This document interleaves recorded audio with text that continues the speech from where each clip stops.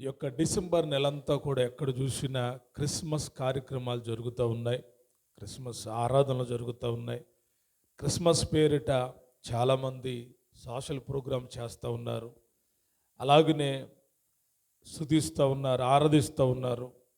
ఇంకా క్రిస్మస్ పేరును ఉపయోగించుకొని సువార్తను ప్రకటిస్తూ ఉన్నారు. రకరకములైన కార్యక్రమాలు చేస్తూ ఉన్నారు. నేను ఒక మాట చెప్తాను. క్రీస్తుని కలిగి క్రీస్తుని హైలైట్ చేస్తే ఆ క్రిస్మస్లన్నిటిని బట్టి ప్రభు కనపరచబడతాడు. ఒకవేళ క్రీస్తు పేరు చెప్పి ఆ క్రిస్మస్ని క్రీస్తుని మిస్ చేసిన క్రిస్మస్గా అయితే దాన్ని బట్టి యేసే దుఃఖిస్తాడు. కాబట్టి క్రీస్తుని కలిగిన క్రిస్మస్ ప్రతిరోజు జరిగించేది మన హృదయంలో చిరస్థాయిగా ఉన్నటువంటి క్రిస్మస్ యేసుక్రీస్తు ప్రభువారై ఉన్నారు.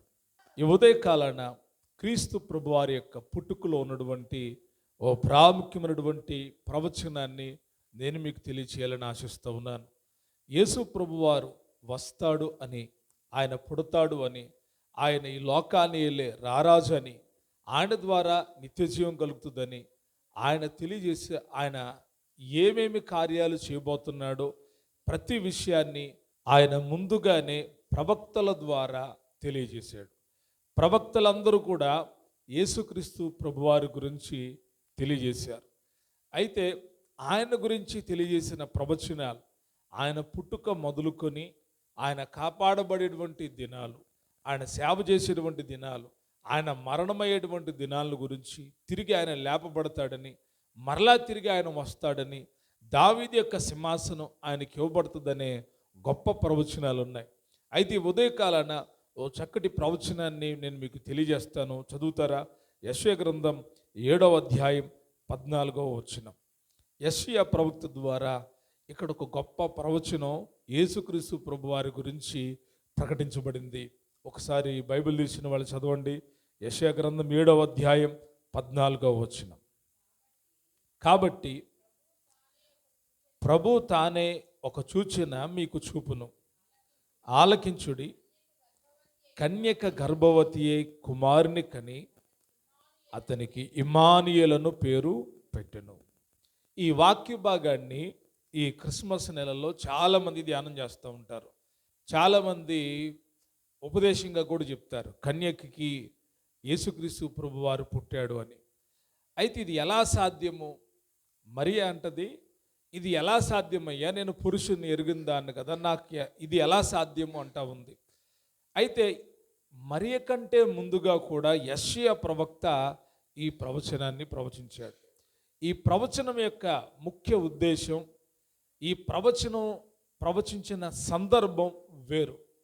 అయితే ఈ ప్రవచనపు నెరవేర్పు ద్వంద్వంగా నెరవేర్చబడింది. అంటే ప్రవచించబడిన కాలములోనూ అది నెరవేర్చబడింది, తరువాత క్రొత్త నిబంధన కాలములో ఈ ప్రవచనం నెరవేర్చబడింది. ఈ ప్రవచనం ఎత్తి మాట్లాడింది యెషయా ప్రవక్త. యెషయా ప్రవక్త ఈ ప్రవచనం ఎత్తి మాట్లాడడానికి గల కారణం ఏంటంటే, యెషయా ప్రవక్త ఉన్న కాలములో యోధా రాజు అయినటువంటి ఆహాజు పరిపాలన చేస్తూ ఉన్నాడు. ఆహాజు పరిపాలన చేస్తూ ఉన్న దినాల్లో ఈ మాటలు పరగడానికి ముందు ఆహాజు రాజు భయానకమైనటువంటి, అంటే దుఃఖములో, బాధలో, ఒక భీతిలో ఉన్నాడు. ఈ రాజులు వచ్చి నన్ను ఏదో కూడా చేస్తారు, నా రాజ్యాన్ని తీసుకొని వెళ్ళిపోతారు, ఈ యోధా రాజ్యం ఎలాగైనా కూలదొయ్యబడుతుంది అని దిగులుతో ఉన్న సమయంలో, బాధల్లో ఉన్న సమయంలో, దుఃఖములో ఉన్న సమయంలో, వ్యధలో ఉన్న సమయంలో దేవుడే యెషయా ప్రవక్తను పంపించి ఆహాజుతో మాట్లాడడం మొదలుపెట్టాడు. మీరు చదివితే కొంచెం మీకు అర్థం కావడానికి చెప్తాను. 10వ వచనం ఒకసారి చదవండి. 7వ అధ్యాయం 10వ వచనం. యెహోవా ఇంకను ఆహాజునకు ఇలాగు సెలవిచ్చాను, నీ దేవుడైన యెహోవాలన సూచనను అడుగుము. దేవుడే ఆహాజు ఉన్నటువంటి పరిస్థితులను బట్టి ఆహాజు విశ్వాసాన్ని కోల్పోయాడు, దేవుడున్న సంగతిని కూడా మర్చిపోయాడు. ఇంకా భయంతో ఎవరో ఇద్దరు రాజులు వస్తున్నారని తెలిసి భీతి చెందుండిపోయాడు. అటువంటి టైంలో దేవుడు ఆ ఆహాజుతో మాట్లాడుతూ వచ్చి అంటాడు కదా, ఇదిగో నీ దేవుడైన యెహోవా వలన సూచన అడుగు. దేవుడే సహా అడుగుతున్నాడు. నీకు జయం ఇవ్వడానికి నేనున్నాను అని అనడానికి ఒక సూచన అడగమని దేవుడే యెషయా ప్రవక్త ద్వారా ఆహాజుతో మాట్లాడుతూ ఉన్నాడు. అంటాడు కదా, అది పాతాళమంత లోతైనో సరే, ఊర్ధ్వలోకమంత ఎత్తైనో సరే అని అంటే ఆహాజ్ అంటాడు, నేను అడుగను, యెహోవాను శోధింపనని చెప్పగా. అప్పుడు దేవుడు ఇలాగ మాట్లాడుతున్నాడు. అప్పుడు యెషయా ప్రవక్త ద్వారా అంటాడు, అతడు ఇలాగ చెప్పాను, దావీదు వంశస్థులారా వినుడి, మనుషులను విసికించుటకు చాలదనుకుని నా దేవుని కూడా విసికింతురా అని ప్రశ్నించి అప్పుడు ఈ ప్రవచనం ఎత్తి మాట్లాడుతున్నాడు. నా దేవుని కూడా విసికిస్తారా మీరు? మనుషుల్ని విసికించడం సరిపోదని నా దేవుని కూడా విసికిస్తారా? మనుషులు చాలా సందర్భాల్లో దేవుని విసికిస్తూ ఉంటారు. కొన్ని సందర్భాలు అలాగే ఉంటాయి. ఏబు భార్య వచ్చి అంటుంది, దేవుణ్ణి దూషించి చచ్చిపోవయ్యా అంటుంది. దాని అర్థం అంటే దేవుణ్ణి దూషించి శోధించమంటుంది. ఏబు ఎప్పుడు కూడా శోధించలేదు దేవుణ్ణి. దేవుడి శోధనకు నిలిచాడే కానీ ఎదురు తిరిగి శోధించలేదు. మన సందర్భాలు ఎలాగుంటాయి అంటే, చాలా సందర్భాలు మనం ఎదురు తిరిగి దేవుణ్ణి శోధిస్తాం. ఒక అవమానం వస్తే, ఒక నింద వస్తే, ఒక బాధ వస్తే, ఒక కష్టం వస్తే, ఒక రోగం వస్తే, ఒక భయంకరమైన జబ్బు వస్తే వెంటనే దేవుడిని నిందించడం మొదలు పెడతాం. నేను బాగున్నాను కదా ప్రభా, ఎందుకు నాకు ఇలాగ చేశావు, ఎందుకు నాకు ఇలాగ జరిగిందని దేవుణ్ణి శోధించడం మొదలు పెడతాం. అయితే దేవుణ్ణి శోధించకూడదంట. ప్రభువుని ఏం చేయకూడదు? శోధించకూడదు. శోధించేవాడు సాతాను, వాడు శోధకుడై ఉన్నాడు. ఇక్కడ యెషయా ప్రవక్త అంటున్నాడు, ఇదిగో మీరు మనుషుల్ని విసికించుట చాలదనుకొని నా దేవుణ్ణి కూడా ఏం చేస్తారు? విసికిస్తారా? మనుషుల్ని విసికిస్తున్నారు, కానీ వీళ్ళు ఈ రాజు ఏం చేస్తున్నాడంట? ఆ రాజుతో ఉన్న ప్రజలు దేవుణ్ణి కూడా విసికిస్తూ ఉన్నారంట. అయితే దేవుడు తన ప్రజలను ఎన్నటికీ చేయుడిన దేవుడై ఉన్నాడు. ఎప్పుడు కూడా దేవుడు చేయి విడిచిపెట్టడు. యూదుల పట్ల దేవుడు ఒక ప్రత్యేక ప్రణాళికను కలిగి ఉన్నాడు. యోధా గోత్రము పట్ల దేవుడు ప్రత్యేకమైనటువంటి శ్రద్ధ నిలుపున్నాడు. అందుకే అంటాడు, యోధావర్లారా, దావీదు వంశస్థులారా, దావీదు వంశం యోధా గోత్రము, దావీదు వంశస్థులారా వినండి, మనుషులను విసికించుట చాలదనుకున్న నా దేవుని కూడా విసికిస్తారా? అలా కాదు.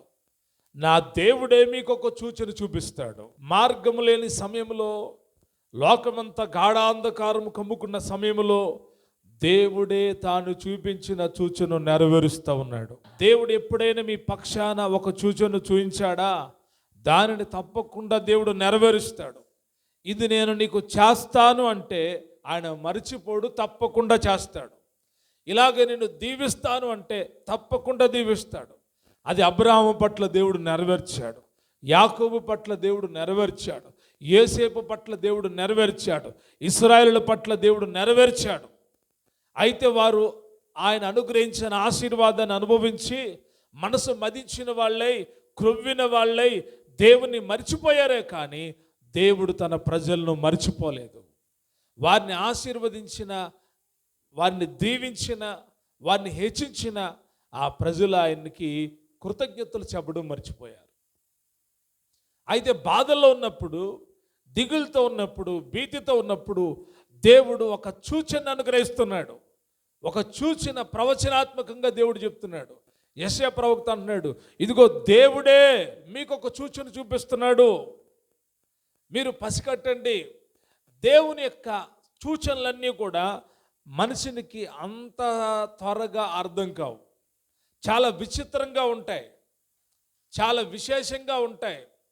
వాటిని అర్థం చేసుకోవడానికి ఆత్మజ్ఞానం చాలా అవసరం. మీకు అర్థం కావడానికి ఒక విషయాన్ని చెప్తాను. అబ్రహాముని రాత్రి వేళ దేవుడు పిలిచాడు. అబ్రహాం బయటకు వచ్చాడు, గుడారముల నుండి బయటకు వచ్చాడు. ఏంటి ప్రభువా అంటే, ఇదిగో ఒక్కసారి ఆకాశం వైపు చూడన్నాడు. చూశాడు. ఏం కనబడుతున్నాయి అబ్రహాం? నక్షత్రాలు కనబడుతున్నాయి అయ్యా, వాటిని నువ్వు లెక్కిస్తావా అని అడిగాడు. చాలా నక్షత్రాలు కదా. ఆకాశాన్ని చూసి సూచన చెప్పినప్పుడు, ఆ నక్షత్రాలు చూసినప్పుడు అబ్రహాము ఇవన్నీ ఎక్కడ లెక్కిస్తాను ప్రభా అంటున్నాడు. కానీ దేవుడు అంటున్నాడు, నీ సంతానం ఎంతగా విస్తరించబడుతుంది, నీ సంతానం ఎంతగా నేను విస్తరింపచేస్తాను అని దేవుడు చెప్తే అది నమ్మశక్యమైందేనా? మీరు నమ్ముతారా? మీరు నమ్ముతారా? దేవుడు మిమ్మల్ని ఎంతగా ఆశీర్వదిస్తాడంటే నమ్ముతారా? డౌట్ ఉంటుంది, డౌట్ ఉంటుంది. ప్రతి వారికి డౌట్ వస్తుంది. కానీ అబ్రహాం అంట ఏ మాత్రము డౌట్ పడలేదు, అవిశ్వాసాన్ని చూపించలేదు. దేవుడు చూపించిన ఆ సూచన అబ్రహాం నమ్మాడు. మరలా కానుక దినాన ఇసుక రేణువులు చూపించాడంట. అబ్రహాం, ఈ ఇసుక రేణువులు లెక్కిస్తావా? ఎక్కడ లెక్కిస్తాను ప్రభా? ఇదిగో ఇంతగా నీ సంతతిని నేనేం చేస్తా? విస్తరింప చేస్తాను. అబ్రహాము నమ్మాడు. కొన్ని అసాధారణమైన విషయాలు, నమ్మశక్యం కాని విషయాలు విశ్వాసము ద్వారా మాత్రమే నమ్మగలుగుతాం. దేవుడు ఒక సూచన చూపిస్తూ ఉన్నాడు. ఆ సూచన ఎందుకు అంటే జీవితాల్లో ఒక నూతనమైన ఉద్యమం రావడానికి. ఆ సూచన ఎందుకు అంటే చీకట్లో ఉన్న వారికి వెలుగు కలగడానికి. ఆ సూచన ఎందుకు అంటే విజయం ఇవ్వడానికి. ఆ సూచన ఎందుకు అంటే దేవుడు తన ప్రజలను ఎన్నడు ఎడబాయుడు అని తెలియచేయడానికి. దేవుడే ఒక సూచన తన ప్రజల కోసం చూపిస్తూ ఉన్నాడు. దేవుడే ఒక సూచన ప్రజలకు చూపిస్తూ ఉన్నాడు. ఒక కన్యకను చూపిస్తూ ఉన్నాడు. ఇదిగో కన్యక గర్భవతి అయి కుమారుని కని ఆయనకు ఇమ్మానుయేలు అని పేరు పెట్టును. ఎవరు పెడతారంట? చెప్పాలి, అందరూ చెప్పాలి, మాట్లాడాలి. ఎవరు పెడతారు పేరు? కన్యక. ఏ పేరు పెడుతుందంట? ఇమ్మానుయేలు అనే పేరు పెడుతుంది అనేటువంటి ఒక గొప్ప సూచన, ప్రవచనాత్మకమైన విషయాన్ని యెషయా ప్రవక్త తెలియజేశాడు. యెషయా కాలంలో ప్రవచించినటువంటి ప్రవచనము ఆహాజు కాలంలో నెరవేర్చబడినప్పటికీ ఇది క్రీస్తు ప్రభువారి కొరకు గొప్ప ప్రవచనమైంది. మరి ఎక్కడ నెరవేర్చబడింది, ఎప్పుడు నెరవేర్చబడింది, ఈ విషయాలు మనం తెలుసుకోవడానికి ముందు ఇక్కడ ఒక మాట విశేషంగా కనబడుతూ ఉంది. ఆ మాట ఏంటంటే కన్యక గర్భవతి అయి కుమారుని కనును. ఎవరంట? కన్యక గర్భవతి అయి కుమారుని కనును. కన్యక అనే పదము ఆదికాండం నుండి ప్రకటన గ్రంథం వరకు రాయబడి ఉంది. దైవ గ్రంథములో కన్యక అనే పదం చాలా విశేషమైంది. కన్యక అనే పదానికి చాలా అద్భుతమైనటువంటి వివరణ ఉంది. దేవుడు తన సంఘమును కన్యకతో పోల్చి చూస్తూ ఉన్నాడు. పరిశుద్ధులను కన్యకతో పోల్చి చూస్తూ ఉన్నాడు. ఈ పాత నిబంధన గ్రంథములో కన్యక లేక కన్యకులు అని పోల్చబడిన ప్రతి సందర్భములోనూ చాలా ప్రత్యేకత ఉంది. అయితే ఈ కన్యక గురించి ఒక 2 విషయాలు మీకు చెప్తాను. 2-3 విషయాలు చెప్పి ఈ వాక్యంలో లోతైన విషయాల్లోనికి వెళ్దాం. ఈ కన్యత్వానికి చాలా పరీక్షలు ఉంటాయి. ధర్మశాస్త్ర ప్రకారం కన్యత్వ పరీక్షలు ఉంటాయి. ఆ పరీక్షల్ని కొందరు జరిగించేవాళ్ళు ఒకవేళ వాళ్ళు కన్యకలు కాదు అని తెలిస్తే వారి మీద కొంత నేరం మోపబడేది, శిక్ష ఉండేది. ఇలాంటివి ధర్మశాస్త్రంలో జరిగేవి.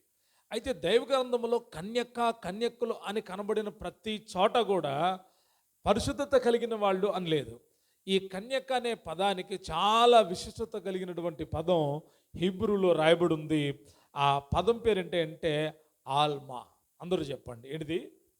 ఆల్మా అంటే శారీరకంగా పవిత్రురాలు, శారీరకంగా పవిత్రురాలు, యవన కాలపు స్త్రీ అని అర్థం. గ్రీకులోనైతే ఫార్దోనస్ అని ఉంది, అంటే వర్జిన్, కన్యక అని అర్థం. ఈ 2 మాటలు ఎందుకు చెప్పానంటే బైబిల్ చదువుతున్న ప్రతి చోట కన్యకలు చాలామంది ఉన్నారు. దైవ గ్రంథంలో మీరు చదివితే ఐగుప్తి కన్యక ఉంది. ఏ కన్యక అంట? ఐగుప్తి కన్యక ఉంది. తర్వాత సీదోను కన్యక ఉంది, బబులోను కన్యక ఉంది, యెరూషలేము కన్యకులు ఉన్నారు, ఇశ్రాయేలు కన్యక ఉంది, సియోను కన్యక అని రాయబడి ఉంది. ఈ కన్యక అని రాయబడిన ప్రతి చోట ఇప్పుడు ఐగుప్తి కన్యకులు అంటే వాళ్ళు పరిశుద్ధమైన వాళ్ళ, బబులోని కన్యక అంటే పరిశుద్ధమైందా? ఈ రీతిగా ఆలోచించాల్సిన అవసరం ఉంది. ఈ యొక్క కన్యక అనే పదములో ఆల్మ అనే పదమునకు ముఖ్య అర్థాలు ఏంటి అంటే దాచబడింది, కప్పబడింది, పరిరక్షించబడింది, పురుషునితో సంబంధం లేనిది. తరువాత వివాహం కాని మహిళ. ఇది శారీరక పవిత్రతకు సాదృశ్యంగా కనబడుతుంది. ఒక కన్యకగా, ఒక స్త్రీ పెళ్ళయ్యేంత వరకు కన్యకగా నిలిచి ఉండడం అనేది పవిత్రతను తెలియజేస్తూ ఉంది. ఈ కన్యకకు సంబంధించినటువంటి మాటలు దైవ గ్రంథంలో అక్కడక్కడ రాయబడి ఉన్న ఈ ఆల్మా అనే పదాన్ని ఉపయోగించబడిన 7 సందర్భాలు మీకు తెలియజేస్తాను. ఆల్మా అనే పదము పవిత్రతకు గుర్తుగా ఉంది, పరిశుద్ధతకు గుర్తుగా ఉంది, నీతికి గుర్తుగా ఉంది, యవన కాలపు స్త్రీకి గుర్తుగా ఉంది. కాబట్టి ఈ పదాన్ని అన్ని చోట్ల ఉపయోగించలేదు దైవ గ్రంథంలో. హీబ్రూలో కొన్ని చోట్ల మాత్రమే ఉపయోగించబడింది. వాటి విషయాన్ని నేను ముందుకు వెళ్తాను. మొట్టమొదటిగా ఎక్కడ ఈ ఆల్మానా పదం ఉపయోగించబడిందంటే ఆదికాండం 24వ అధ్యాయం 16వ వచనం, 15-16 వచనాలు. అతడు మాట్లాడుట చాలింపక ముందే అబ్రహాము సహోదరుడైన నాహోరు భార్యకు మిల్కా కుమారుడైన బేతుయేలుకు పుట్టిన రిబ్కా కడవ భుజం మీద పెట్టుకుని వచ్చాను.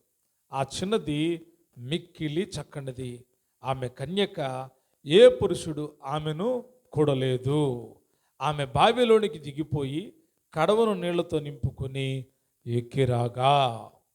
ఈ మాట ఇక్కడ మనం చదువుతున్నప్పుడు కన్యక అనే పదము లేక చిన్నది అనే పదం, కొన్నిసార్లు చిన్నది అనే పదం ఉపయోగించబడినప్పటికీ అది కన్యత్వాన్ని చూపిస్తూ ఉంది. కన్యక రిబ్కా గురించి వాక్యములు ఈ విధంగా రాయబడి ఉంది. రిబ్కా అంట కన్యక. అందరూ చెప్పండి ఎవళ్ళు? కన్యక. అక్కడ రాయబడి ఉంది కదా, ఆమెను ఏ పురుషుడును కూడలేదు. ఆమె కన్యక, ఆమెను ఏ పురుషుడు కూడలేదు. జాగ్రత్తగా వినాలి. కన్యత్వానికి చాలా నైతికమైనటువంటి విలువలు ఉన్నాయి. ఏ పురుషుడు ఆమెను కూడలేదు, ఆమె కన్యక. ఈ సందర్భం అంతా కూడా ఆత్మ సంబంధమైన ఒక పెండ్లి కుమార్తె ప్రభు రాకడ కొరకు సిద్ధపడే ఓ చక్కటి సన్నివేశాన్ని చూపిస్తూ ఉంటుంది. ఇక్కడ మనం చదివితే అద్భుతమైన విషయాలు రాయబడి ఉన్నాయి. ఆమె కన్యక, ఆమె చిన్నది, ఏ పురుషుడు ఆమెను కూడలేదు. దైవ గ్రంథంలో ఇంకా మనం చదివితే నిర్గమాకాండము 2వ అధ్యాయం 8వ వచనం, కీర్తనల గ్రంథం 68వ అధ్యాయం 24వ వచనం, సామెతల గ్రంథం 30వ అధ్యాయం 19వ వచనం, పరమగీతాలు 1వ అధ్యాయం 3వ వచనం, పరమగీతాలు 6వ అధ్యాయం 8వ వచనం. ఇక్కడ వరకు 6 విషయాలు ఉన్నాయి. 6 రెఫరెన్స్లు మీకు చెప్పాను. 7వ రెఫరెన్సే మనం చదివింది యెషయా గ్రంథం 7వ అధ్యాయం 14వ వచనం. ఇప్పుడు మన అంశంలోకి వద్దాం. ఇవన్నీ నేను ఎందుకు వివరించలేదంటే ఇక్కడ చాలా సమయం అవుతుంది కాబట్టి కొంచెం ముందుకు వెళ్తున్నాను. రిబ్కా నుంచి ఇప్పుడు మనం ఎక్కడికి వద్దామంటే మరియమ్మ గారి దగ్గరికి వద్దాం. ఎక్కడికి వద్దాం? క్రొత్త నిబంధనలో కన్యకలు అనేటువంటి లేక కన్య అనేటువంటి పదం 3 సందర్భాల్లో మనకు కనబడుతుంది. ఒకటి మరియ గురించి కన్యక అని చెప్పబడింది. రెండవది మత్తయి సువార్త 25వ అధ్యాయంలో 10 మంది కన్యకుల గురించి రాయబడి ఉంది. మూడవది అపోస్తలుల కార్యాలు 21వ అధ్యాయం 9వ వచనంలో ఫిలిప్పుకి కుమార్తెలు ఉన్నారంట, వాళ్ళు కన్యకులు, వారు ప్రవచిస్తూ ఉన్నారు అని రాయబడి ఉంది. చాలా ప్రత్యేకమైనటువంటి ఈ పదం చాలా విశేషమైనటువంటి పదమై ఉంది. అయితే ఈ పదములో చాలా అద్భుతమైనటువంటి విషయాలు ఉన్నాయి. ఈ యెషయా ప్రవచించినటువంటి ప్రవచనంలో కన్యక అనే పదము ఆల్మాను చూపిస్తూ ఉంది. అంటే ప్రత్యేకించబడింది, దాచబడింది, పరిరక్షించబడింది. ఈ కన్యక అనేటువంటి ఈ పదములో ఎవరు క్రొత్త నిబంధనలో నిలబడ్డారంటే మరియమ్మ గారు నిలబడ్డారు. అయితే కన్యక గర్భవతి అవడం ఎలా పాసిబుల్ అవుతుందా? కన్యక గర్భం ధరించగలదా? పురుషుని సంబంధం లేకుండా కన్యక గర్భము ధరించగలదా? ఈ సూచన దేవుడు మీకు చూపిస్తే మీరు నమ్ముతారా? వృద్ధాప్యంలో ఉన్న వాళ్ళ గర్భాలు తెరవబడ్డాయి. ఎవరి గర్భాలు తెరవబడ్డాయి? అబ్రహాము భార్య అయినటువంటి శారా గర్భం తెరవబడింది. మానోహ భార్య గర్భం తెరవబడింది. వీళ్ళు ఎవళ్ళు ఏ వయసులో ఉన్నవాళ్ళు? వృద్ధాప్యంలో ఉన్నవారు. మరి క్రొత్త నిబంధనలో ఒక వృద్ధ దంపతుల గర్భం తెరవబడింది. ఎవరు గర్భం చెప్తారా? ఎవరు? జక్కర్యా, ఎలిజబెత్. ఎవరు? జక్కర్యా, ఎలిజబెత్ గర్భం ఏం చేయబడింది? తెరవబడింది. అయితే జక్కర్యా, ఎలిజబెత్ గర్భాలు తెరవబడ్డానికి జక్కర్యా ఉన్నాడు, ఎలిజబెత్ ఉంది, అబ్రహాం ఉన్నాడు, శారా ఉంది, ఇంకా మానోహ అతని భార్య అని ఉంది. కానీ దేవుడు చెప్పిన లేక ప్రవచనమెత్తి యెషయా ద్వారా పలికిన మాట ఏంటంటే, కన్యక గర్భవతి అయి కుమారుణ్ణి కనును. కన్యక గర్భవతి ఎవరిని కంటది? కుమారుని కంటది. ఇది ఎలా సాధ్యం? సాధ్యమవుతుందా? సాధ్యం కాదు. కానీ దేవుడు మాట ఇస్తే సాధ్యమవుతుంది. ఈ కన్యక గర్భము ధరించేటువంటి ఈ గర్భము ఎందుకోసం అంటే మానవాళి రక్షణార్థమై. ఎవరి కన్యక? మరియా. ఆ దినాల్లో ఎంతో మంది కన్యకలు ఉన్నారంట. పరమగీతాల్లో ఒక చక్కటి మాట ఉంటుంది, చదువుతారా అంటే అనుబంధంగా ఈ మాట చెప్తున్నాను. పరమగీతాల గ్రంథం 6వ అధ్యాయం 8వ వచనంలో ఎంతోమంది కన్యకలు ఉన్నారంట, కానీ ఒక కన్యకు మాత్రమే ఏర్పాటు చేయబడింది అని ఉంటుంది అక్కడ. 60 మంది రాణులను, 80 మంది ఉపపత్నులను, లెక్కకు మించిన కన్యకలను కలరు. నా పావురమా, నా నిష్కలంకురాల ఒక్కతే, ఆమె నా తల్లికి ఒక్కతే కుమార్తె, కన్న తల్లికి ముద్దు బిడ్డ, స్త్రీలు చూచి ధన్యురాలు అందురు. ఎవరు స్త్రీలు చూసి ధన్యురాలు అందో తెలుసా? ఎవరు స్త్రీని చూసి ధన్యురాలంది? ఈ వాగ్దానము మరియమ్మ గారిలో నెరవేర్చబడింది. ఈ వాక్య భాగం ఎవరిలో నెరవేర్చబడింది? చాలామంది లెక్కకు మించిన కన్యకలు కలరు. ఎవరు కలరంట? లెక్కకు మించిన కన్యకలు కలరు. ఆ దినాల్లో మరి ఒక్కతేనా? కన్యకులు ఇంకెవరు లేరా? పవిత్రంగా బతుకుతున్న వాళ్ళు ఎవరు లేరా? యూదుల కుటుంబాల్లో పవిత్రతకు చాలా ప్రాముఖ్యత ఉంది. యూదులు తమ పిల్లలను యథార్థవంతులుగా పెంచేవాళ్ళు. యూదులు తమ పిల్లలను పవిత్రతలో నిష్ఠత కలిగిన వాళ్ళుగా పెంచేవాళ్ళు. అయితే ఆ దినాల్లో లేరా అంటే లెక్కకు మించిన కన్యకులు ఉన్నారు. ఎంతమంది ఉన్నారు చెప్పాలి? ఎంతమంది ఉన్నారు? లెక్కకు మించిన కన్యకులు ఉన్నారు. కానీ దేవుడు మరియును ఏర్పరచుకున్నాడు. మరియమ్మ కావాలి దేవుడికి. ఆమె కన్యక అంట. ఆమె ఎవరు? మరియమ్మ ఎవళ్ళు? కన్యక. చదువుతారా? లోకాసు వార్త 1వ అధ్యాయం 26వ వచనం నుండి లేక 27వ వచనం నుండి చదవండి. దావీదు వంశస్థుడైన యోసేపు అను ఒక పురుషునికి ప్రదానం చేయబడిన కన్యక యొద్దకు దేవుని చేత దేవదూత గాబ్రియేలు అనేటువంటి దేవదూత పంపబడింది. ఆ కన్యక పేరు మరియా. ఆ దినాల్లో లెక్కకు మించిన కన్యకులు ఉన్న దేవుడు మరియమ్మను ఏర్పాటు చేసుకున్నాడు. ఆమె ఎలాంటిదంట? కన్యక. ఆ దూత లోపలికి వచ్చి ఆమెను చూసి ఆమెతో చెప్తుంది, దయాప్రాప్తురాలా నీకు శుభము అని చెప్తా ఉంది. ఏం చెప్తా ఉంది దేవుని యొక్క దూత? గాబ్రియేలు దూత నేరుగా మరియమ్మ దగ్గరకు వచ్చి దయాప్రాప్తురాలా నీకు శుభము అని చెబితే, అప్పుడు ప్రభు నీకు తోడయ్యున్నాడు, నీకు శుభమని చెప్పి ప్రభు నీకు తోడయ్యున్నాడని చెప్పాను. ఆమె ఆ మాటకు బహుగా తొందరపడి ఏంటో ఈ శుభవచనం ఏంటో అని అంటే, అప్పుడు దేవదూత చెప్తా ఉంది, మరియా భయపడొద్దు. కన్యకతో దేవుడు చెప్తున్న మాట, భయపడకుము అని చెప్పి, దేవుని వల్ల నువ్వు కృప పొందావు. ఇదిగో నీవు గర్భము ధరించి కుమారుని కని ఆయనకు యేసు అను పేరు పెట్టుదువు. ఈ మాట చెప్పంగానే ఇంకా అంటాడు, ఆయన గొప్పవాడై సర్వోన్నతుడి కుమారుడు అనబడును. ప్రభువైన దేవుడు ఆయన తండ్రి అయిన దావీదు సింహాసనము ఆయనకిచ్చును. ఆయన యాకోబు వంశస్థులను యుగయుగములు ఏలును. ఆయన రాజ్యము అంతము లేనిదై ఉండెనని ఆమెతో చెప్పాను. అందుకు మరియా అంటుంది కదా, నేను పురుషుణ్ణి ఎరుగని దాన్నే ఇది ఎలాగ జరుగునని దూతతో అనగా. మరియమ్మ ధైర్యంగా దేవదూతతో చెప్తుంది. దేవదూత అంటే, ఇదిగో మరియమ్మ భయపడమాకు, నువ్వు దేవుని వల్ల కృప పొందుకున్నావు. ఇదిగో సర్వోన్నతుని శక్తి నిన్ను కమ్ముకుంది. నువ్వు గర్భము ధరించి కుమారుని కంటావు, ఆ కుమారునికి యేసు అని పేరు పెడతావు, అతడు దావీదు సింహాసనం మీద నిలిచి ఉంటాడు, దేవుడి యొక్క వాగ్దానాలు నెరవేర్చబడతాయి అని చెబుతూ ఉంటే మరి మేమంటుందో తెలుసా, ఇది ఎలాగ జరుగుతుంది, నాకు పురుషునితో సంబంధం లేదు కదా, ఇది ఎలాగ జరుగుతుంది, నాకు పురుషునితో సంబంధం లేదు కదా, ఇది ఎలాగ జరుగుతుంది. నిజమే కదా. మనం ఎప్పుడైనా ఆలోచించామా, ఒక పురుషునితో సంబంధం లేకుండా ఒక స్త్రీ గర్భము దాల్చలేదు. పురుషుని యొక్క వీర్యం లేకుండా ఒక స్త్రీ గర్భాన్ని దాల్చలేదు. ఇక్కడ దేవుని యొక్క అద్భుతమైనటువంటి కార్యం, ప్రవచన కార్యం నెరవేర్చబడుతున్నటువంటి సమయం, మరి ఎక్కువ భయము కలిగించేటువంటి సమయం. నేను పురుషునితో సంబంధం లేకుండా గర్భము ధరిస్తే లోకము నన్ను వెలివేస్తుంది, లోకము నన్ను అవమానపరుస్తుంది, లోకము నన్ను వదిలేస్తుంది. అంత మాత్రమే కాదు, నాకు ప్రదానం చేయబడి నేను వివాహం చేసుకోవడానికి ప్రదానం చేయబడిన నా భర్త అయిన యేసేపు నన్ను విడిచిపెట్టి వెళ్ళిపోతాడు. ఇవన్నీ హృదయంలో వచ్చేటువంటి కలవరాలు. ఈ కలవరాలన్నింటిని గురించి అడగట్లేదు. దేవుని చిత్తాన్ని గ్రహించిన మరియా ఇవన్నీ ఇది ఎలాగ జరుగుతుంది, నేను పురుషుని ఎరుగుదాన్ని అంటుందే కానీ ఒకవేళ ఇలా జరిగితే ఏం జరుగుతుందని అడగట్లా.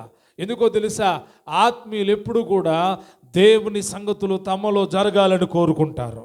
పరిశుద్ధాత్మ అభిషేకానికి స్థిరమైన హృదయం కలిగిన వాళ్ళ యొక్క జీవితాల్లో వారి యొక్క క్రమం ఎలాగుంటుందంటే, దేవుని యొక్క ప్రత్యక్షతలను వాళ్ళు కనుగొంటారు. దేవదూత కనిపించగానే అర్థమైపోయింది, గాబ్రియేలు దూత ప్రత్యక్షం అవ్వగానే మరికి అర్థమైంది ఈ శుభవచనం ఏంటో. గాబ్రియేలు దూత ఏదో ఒక శుభవచనం తెచ్చింది అని గ్రహించింది మరియా. ఆమె కన్యక అంటుంది, నేను పురుషుని ఎరగని దాన్ని, ఇది ఎలాగ జరుగుతుంది, ఇది ఎలాగ జరుగుతుంది. చరిత్ర చాలా విశేషమైంది. ఈరోజు ప్రపంచంలో ఉన్న మేధావులకు, జ్ఞానవంతులకు అర్థము కాని ప్రశ్నగా మిగిలిపోయింది, ఇది సాధ్యమవుతుందా అని. నిజమే, యేసుక్రీస్తు ప్రభువారి పుట్టుక మరియతో సాధ్యమైంది. కన్యక గర్భవతి కుమారుని కనును. దేవుడు చెప్పిన ఏ ప్రవచనము నిరర్ధకము కాదు. మనుషుడు చెప్పిన ప్రవచనాలు నిరర్ధకం అవుతాయేమో, కానీ దేవుడు చెప్పిన ప్రతి ప్రవచనము నెరవేర్చబడుతుంది. ఆ ప్రవచన నెరవేర్పు లెక్కలేనంత మంది కన్యకలు ప్రపంచమంతా ఉన్నప్పటికీ దేవుడు మరియును ఏర్పాటు చేసుకున్నాడు. ప్రత్యేకమైనటువంటి ఆ ప్రభు రావడానికి, ఆ రక్షకుడు రావడానికి మరియమ్మ గర్భం అవసరమయ్యింది. ఇది ఎలాగ జరుగును అంటే, అప్పుడు దేవుని యొక్క దూత చెప్తా ఉంది, ఇదిగో పరిశుద్ధాత్మ నీ మీదకి వచ్చును, సర్వోన్నతమైన శక్తి నిన్ను కమ్ముకును, కనుక పుట్టబోవు శిశువు పరిశుద్ధుడై దేవుని కుమారుడు అనబడును. పుట్టబోవు శిశువు ఎటువంటి వాడంట? పరిశుద్ధుడు, దేవుని యొక్క కుమారుడు. కన్యక గర్భాన యేసుక్రీస్తు ప్రభువారు వచ్చాడు. చాలా అద్భుతమైనటువంటి విషయం. అయితే ఆయన వచ్చాడు ఈ లోకానికి, మానవులందరి పాపముల కొరకు రక్తాన్ని చిందించాడు. ఆయన పరిశుద్ధుడిగాను, నీతిమంతుడిగాను, గొప్పవాడుగాను, నిత్యుడగు తండ్రిగాను తన ప్రత్యక్షతను కనబరుచుకున్నాడు. సమాధి చేయబడినప్పటికీ తిరిగి లేచాడు. ఆరోహణుడే తండ్రి యొద్ద కుడి పార్శ్వాన వెళ్ళి ఆసీనుడయ్యాడు. అయితే ఆయన ఈరోజు పెండ్లి కుమారుడుగా కనబడుతున్నాడు. వధువైనటువంటి తన సంఘము కొరకు వరుడైన క్రీస్తు ఎదురు చూస్తూ ఉన్నాడు.